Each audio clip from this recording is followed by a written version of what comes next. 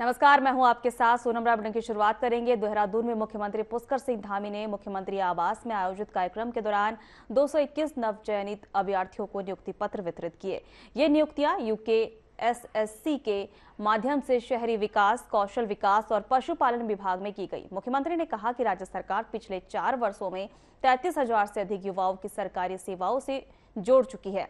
उन्होंने बताया कि नकल माफिया और भ्रष्टाचार पर अंकुश लगाने के लिए प्रदेश में सख्त नकल विरोधी कानून लागू किया गया है।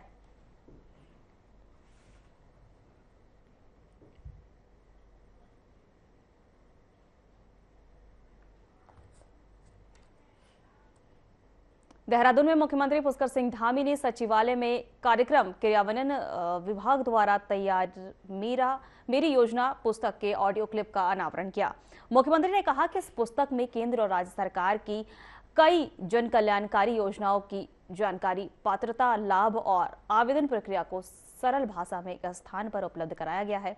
उन्होंने अधिकारियों को निर्देश दिया है कि योजनाओं का लाभ अंतिम व्यक्ति तक पहुंचाने के लिए लगातार नवाचार किया जाए। इस अवसर पर बताया गया है कि पुस्तक का ऑडियो संस्करण आकाशवाणी सहित कई रेडियो स्टेशन पर प्रसारित किया जाएगा।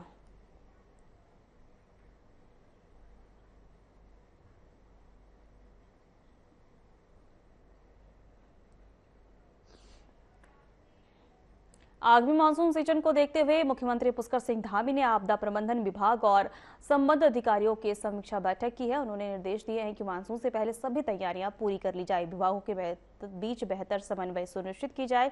मुख्यमंत्री ने कहा कि सड़क, बिजली, पेयजल, खाद्य आपूर्ति और परिवहन जैसी आवश्यक सेवाओं को सुचारू रखने की तैयारी जरूरी है। उन्होंने पिछले अनुभवों के आधार पर आपदा से निपटने की प्रभावी रणनीति पर जोर दिया है।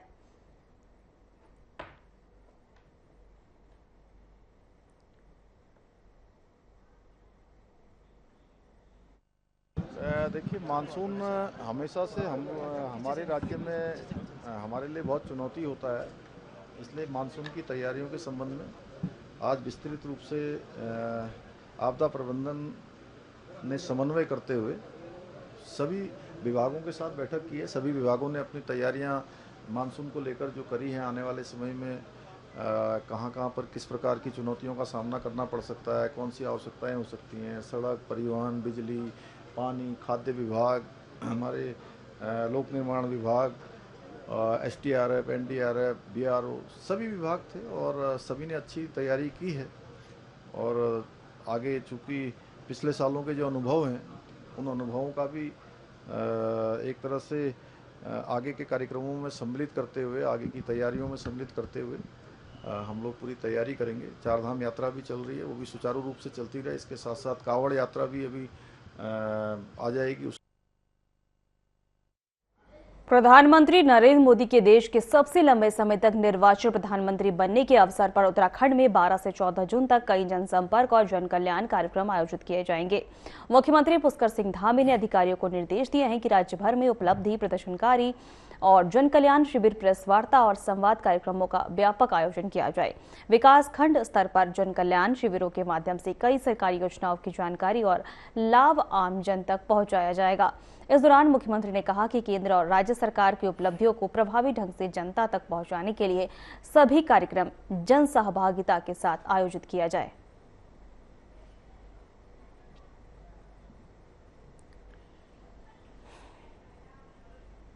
देहरादून में सरकारी भूमि पर अतिक्रमण हटाने की कार्रवाई को लेकर सियासत तेज हो गई है। कांग्रेस द्वारा लगाए जा रहे आरोपों पर भाजपा ने कड़ा पलटवार किया है। बीजेपी प्रदेश महामंत्री कुंदन परिहार ने कहा है कि कांग्रेस शुरू से तुष्टीकरण की राजनीति करती आई है और आज भी उसी राह पर है। उन्होंने कहा कि भाजपा सबका साथ, सबका विकास और सबका विश्वास के सिद्धांत पर काम कर रही है। परिहार ने स्पष्ट किया है कि उत्तराखंड में अतिक्रमण हटाने की कार्रवाई किसी धर्म या वर्ग को देखकर नहीं, बल्कि कानून के अनुसार की जा रही है।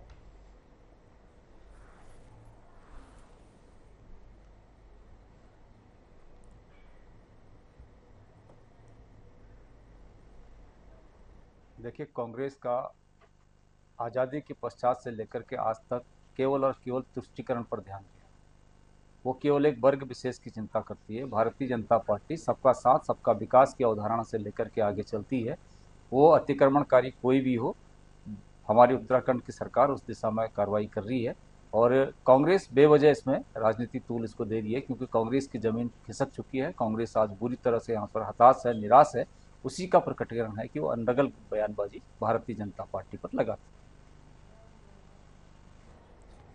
भाजपा राष्ट्रीय अध्यक्ष के आह्वान पर देहरादून महानगर भाजपा की मासिक बैठक आयोजित की गई। महानगर अध्यक्ष सिद्धार्थ अग्रवाल ने बताया कि प्रधानमंत्री नरेंद्र मोदी की सबसे लंबे समय तक निर्वाचित प्रधानमंत्री बनने के अवसर पर विभिन्न कार्यक्रम आयोजित किए गए जाएंगे। वहीं इन कार्यक्रम में मंदिरों में पूजा अर्चना, प्रबुद्ध वर्ग सम्मेलन और विधानसभा स्तर पर कोर कमेटी बैठकें शामिल होंगी। साथ ही पर्यावरण दिवस से योग दिवस तक की तैयारियों को भी समीक्षा की जाएगी।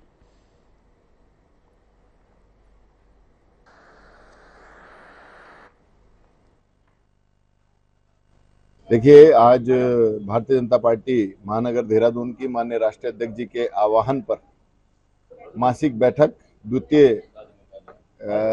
अपना जो द्वितीय सप्ताह है महीने का, उसमें जिले की बैठक करने का आह्वान माननीय राष्ट्रीय अध्यक्ष जी के द्वारा किया गया, जिसके क्रम में आज देहरादून महानगर की बैठक यहाँ पर आयोजित की गई।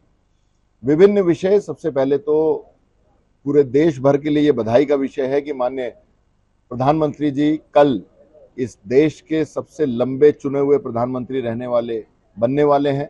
तो उस पर पूरे क्षेत्रों में, हर क्षेत्र के मंदिर में पूजा अर्चना का कार्यक्रम उनकी दीर्घायु के लिए, विकसित भारत की और उनके बढ़ते कदमों के लिए कल प्रातः रखे गए हैं।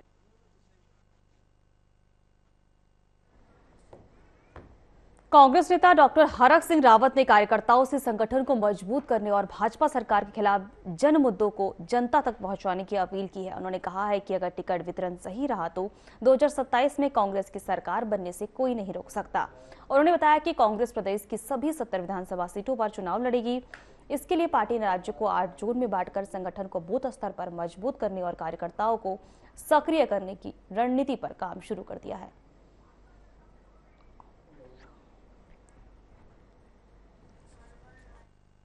देखिए, हमारे लिए तो हर सीट 70 की 70 सीटें महत्वपूर्ण है। कई बार क्या होता है कि जैसे भाजपा इसको लक्ष्य बना रही कि जो 23 हम हारे हैं, ये जरूरी नहीं कि जो 47 आप जीते हो वो आप जीतोगे ही जीतोगे। हम इस समय में, मेरा अपना अनुभव है कि जो सीटें हम जीते हैं, यह जरूरी नहीं कि हम वो जीतेंगे। सबसे ज्यादा मेहनत उन सीटों पर करने की जरूरत होती है जो सीटें हम जीते हुए, सबसे ज्यादा जरूरत उन सीटों को होती है। तो कांग्रेस हम 70 के 70 सीटों को टारगेट करके काम कर रहे हैं। हमारे लिए हर सीट महत्वपूर्ण है। हरिद्वार अर्धकुंभ 2027 को लेकर राजनीतिक बयानबाजी तेज हो गई है। कांग्रेस के पूर्व विधायक राजकुमार ठुकराल ने भाजपा सरकार पर गंभीर आरोप लगाए हैं। वहीं भाजपा विधायक विनोद चमोली ने आरोप को खारिज करते हुए कहा कि अर्धकुंभ शांतिपूर्ण और बेहतर व्यवस्थाओं के साथ आयोजित किया जाएगा। उन्होंने कांग्रेस पर अनावश्यक भ्रम फैलाने और माहौल खराब करने का आरोप लगाया। दोनों दलों के बीच बयानबाजी से राजनीतिक माहौल गर्म हो गया है।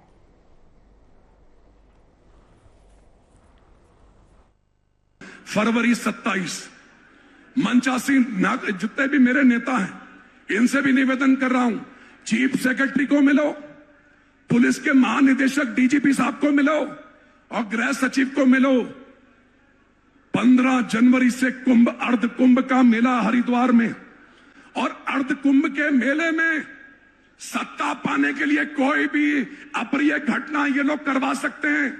जिनकी सत्ता है, ये उत्तर प्रदेश और उत्तराखंड की सत्ता पर काबिज होने के लिए, इनके लिए 10, 20, 50 अगर हिंदू मर भी जाए तो इनको कोई फर्क नहीं पड़ता। नहीं, हम उनके आरोपों को सिरे से खारिज करते हैं। ऐसा कुछ नहीं है।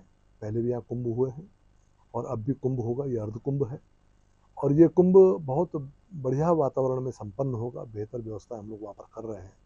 और जिस तरह वो पैनिक फैलाना चाहते हैं, माहौल बिगाड़ना चाहते हैं, निश्चित तौर पर वो दुर्भाग्यपूर्ण है। और कांग्रेस के लोगों को बाज आना चाहिए। जब जब उत्तराखंड के हितों की बात आती है, कहीं ना कहीं वो नकारात्मक बात करते हैं। और ठुकराल तो स्वयं बीजेपी के कार्यकर्ता रहे हैं।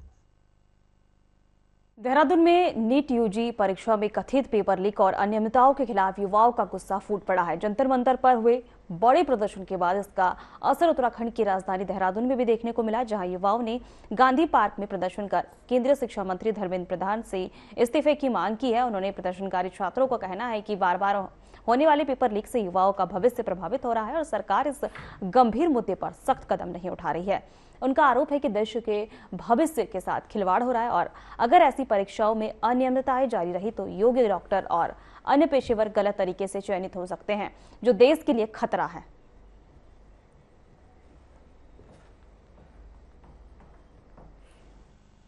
मेरा नाम शौर उपाध्याय है और आज हम यहाँ पे गांधी पार्क के सामने इकट्ठा हुए हैं, जिसमें अहम मुद्दा हमारा ये है कि आज के दिनों में हम देख सकते हैं कि कैसे एजुकेशन को बेचा जा रहा है, कैसे गवर्नमेंट इंस्टीट्यूट्स को डिग्रेड किया जा रहा है, कैसे प्राइवेट कॉलेजेस को मोटिव दिया जा रहा है।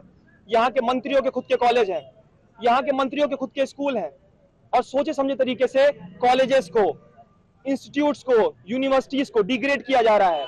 उनमें शैक्षणिक माहौल को खराब किया जा रहा है, जिससे आज हमारी जो एजुकेशन है वो अपने लोएस्ट फॉर्म पे है। नमस्कार, हम सब बात कर रहे हैं नीट का पेपर लीक हुआ है। मैं कुछ नाम लेना चाहूँगी। मैथिली अशोक, आकांक्षा चतुर्वेदी, प्रदीप मेघवाल, ऋतिक मिश्रा, एक और 17 साल का युवक, एक 20 साल की युवती। ये सारे लोग हमारे सिस्टम के फेलियर के कारण मरे हैं। हमारे हाथों मरे हैं, आपके हाथों मरे हैं, क्योंकि हम ऐसे नेताओं को प्रमोट करते हैं और हम ऐसे नेताओं को सपोर्ट करते हैं जिनको कोई फर्क नहीं पड़ता है, जिनको अकाउंटेबिलिटी का मतलब समझ में नहीं आता है। उत्तराखंड की चारधाम यात्रा ने इस वर्ष नया रिकॉर्ड बनाया है। कपाट खुलने के कुछ ही सप्ताह के भीतर 31 लाख से अधिक श्रद्धालु चारधाम यात्रा कर चुके हैं। बीकेटीसी अध्यक्ष हेमंत द्विवेदी ने बताया कि केदारनाथ धाम में 11 लाख से अधिक और बद्रीनाथ धाम में 9 लाख से अधिक श्रद्धालु दर्शन कर चुके हैं।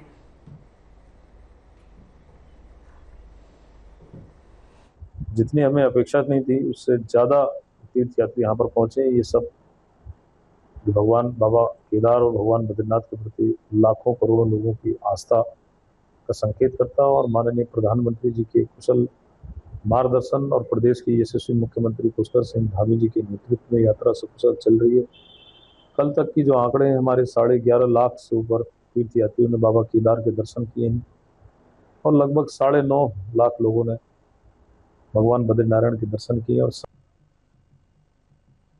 चारधाम यात्रा के दौरान श्रद्धालुओं की सुरक्षा को देखते हुए आपदा प्रबंधन सचिव विनोद कुमार सुमन ने यात्रियों को सचेत ऐप डाउनलोड करने और मौसम की जानकारी लेकर ही यात्रा पर निकलने की अपील की है।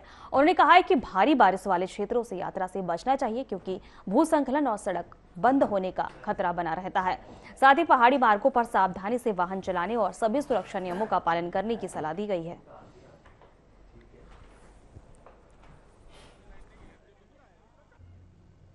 दो-तीन अनुरोध रहेगा।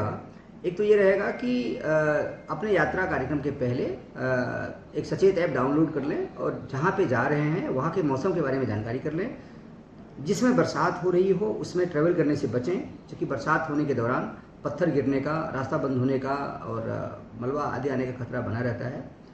और जागरूक रह के यात्रा करें, पूरी नींद लें। आईजी गढ़वाल परिक्षेत्र में देहरादून में पुलिस अधिकारियों के साथ अपराध समीक्षा बैठक कर जनपद में घटित अपराधों और उनके अनावरण की सर्किलर समीक्षा की गई है। वहीं ऑपरेशन प्रहार के तहत की जा रही कार्रवाई की सराहना करते हुए सड़क दुर्घटना को अंकुश लगाने के लिए rash driving, drunk and drive और ओवर स्पीडिंग करने वालों के खिलाफ सख्त कार्रवाई के निर्देश दिए गए हैं।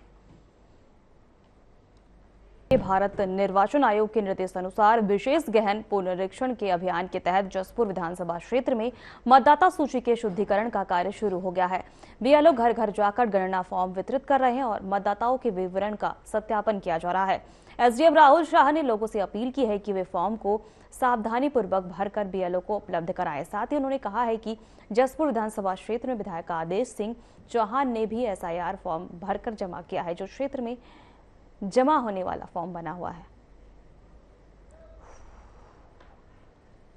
के द्वारा भ्रमण करना था और जो फॉर्म को वितरित करना था उसका कार्य प्रारंभ कर दिया गया है। 8 जून से लेकर 7 जुलाई तक बीएलओ सभी निर्वाचकों से संपर्क करेंगे, उनके फॉर्म वितरित करेंगे, उनके फॉर्म भरवाते हुए वापस प्राप्त करेंगे। इसी क्रम में आपके जसपुर विधानसभा के सभी बीएलओ ने घर घर जाके फॉर्म वितरित करना प्रारंभ कर दिया है। अभी तक हमारे 600 से अधिक वोटरों को फॉर्म वितरित किए जा चुके हैं। इसके अलावा अन्य वोटरों से संपर्क किया जा रहा है, उनके फॉर्म उनको बांटे जा रहे हैं। सभी निर्वाचकों से अनुरोध है। मसूरी से आवासीय मानचित्रों की आड़ में होटल, विला और होम स्टे संचालित किए जाने का मामले पर प्रशासन ने सख्त रुख अपनाया है। एसडीएम राहुल आनंद ने कहा है कि नियमों के विपरीत संचालित व्यवसायिक गतिविधियों के खिलाफ सीलिंग और जुर्माने की कार्रवाई की जा रही है। उन्होंने बताया है कि अवैध खनन के 2 मामले में 5 लाख रुपए का जुर्माना लगाया गया है। साथ ही पार्किंग व्यवस्था नहीं रखने पर होटलों के खिलाफ भी कार्रवाई की जाएगी, क्योंकि इससे शहर में जाम की समस्याएं बढ़ रही हैं। अभी कुछ संज्ञान में हमारे तथ्य आए थे कि जो नक्शा पास हुआ था वो रेजिडेंशियल में जो नियमानुसार है पास हुआ था, लेकिन उसमें इनिशियली रेजिडेंशियल को बना करके बाद में उसको कन्वर्ट किया गया है। इसमें से कुछ फाइलों की चालान तो हमारे पास आ गई है, उनके ऊपर हमने कुछ में सीलिंग के ऑर्डर्स भी किए, जिनमें अभी अपील कर दी गई है कमिश्नर सर के कोर्ट में, तो वो अभी पेंडिंग चल रही है। लेकिन उस पर भी हम सीलिंग की कार्रवाई करेंगे, क्योंकि जो भी नक्शा पास हुआ वो केवल रेजिडेंशियल पर्पसेस के लिए है।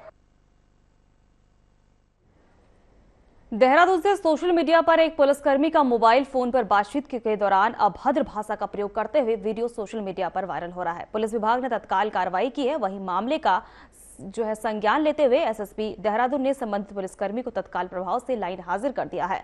मामले की प्रारंभिक जांच क्षेत्राधिकारी डोईवाला को सौंप दी गई है। वहीं पुलिस प्रशासन का कहना है कि आमजन के प्रति असम्मानजनक व्यवहार किसी भी स्थिति में स्वीकार नहीं है। जांच में आरोप सही पाए जाने पर संबंधित कर्मी के खिलाफ नियमानुसार विभागीय कार्रवाई की जाएगी।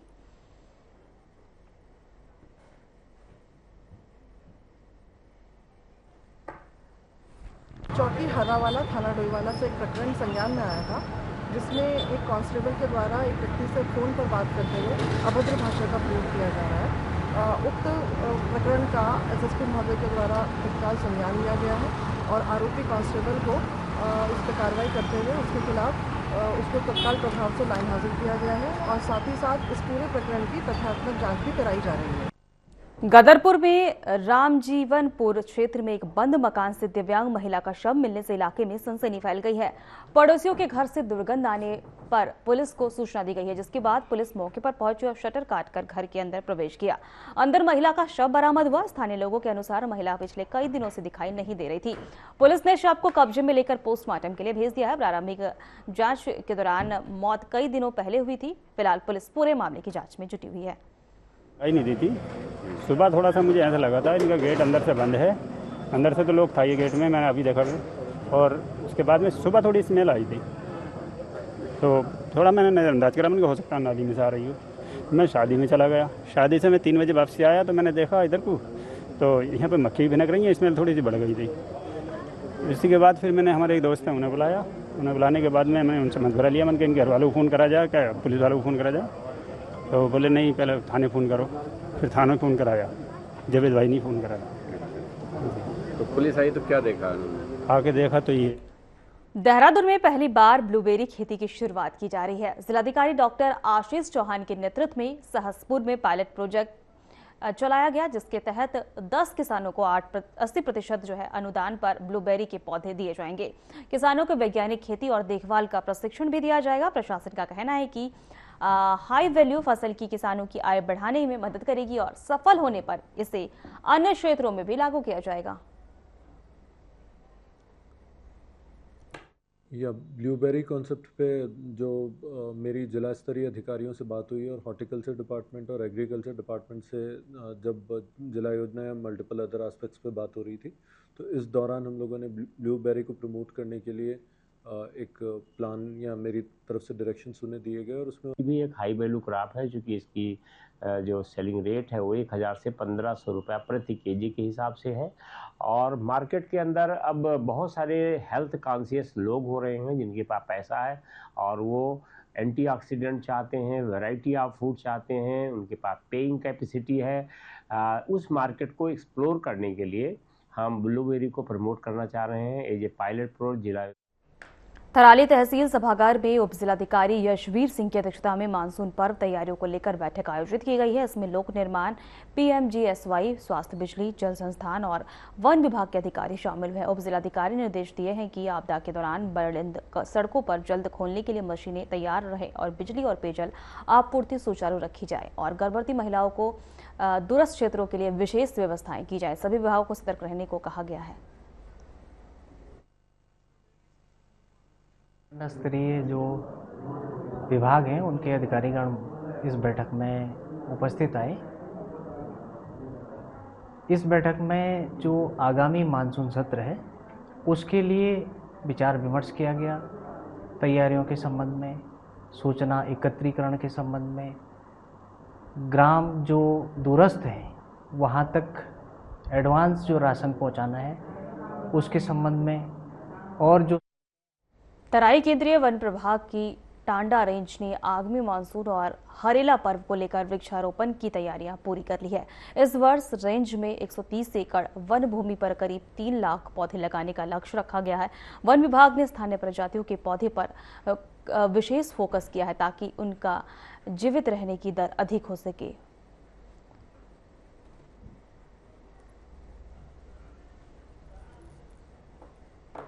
5 जून को हमने विश्व पर्यावरण दिवस मनाया। चूंकि मौसम वृक्षारोपण के अनुकूल नहीं था, इसलिए बहुत कम मात्रा में वृक्षों का रोपण किया गया है। आगामी टाइम में जो हमारा वृक्षारोपण काल होना है, वर्षाकालीन वृक्षारोपण, वो 1 जुलाई से हम शुरू करेंगे और जिसकी तैयारी चल रही है। टांडा रेंज में करीब 130 हेक्टेयर क्षेत्र में वृक्षारोपण होना है, लेकिन उसमें जो प्रजाति है वो यूकेलिप्टस है। हमारी प्रभाग की अन्य रेंज जैसे भाखड़ा रेंज है, पीपलवाड़ा रेंज है, हल्द्वानी रेंज है, इसमें बड़ी मात्रा में ऐसे वृक्ष लगाए जाएंगे जो जंगली जानवरों के लिए आम। फिलहाल हमारे खास बुलेटिन में इतना ही। नमस्कार।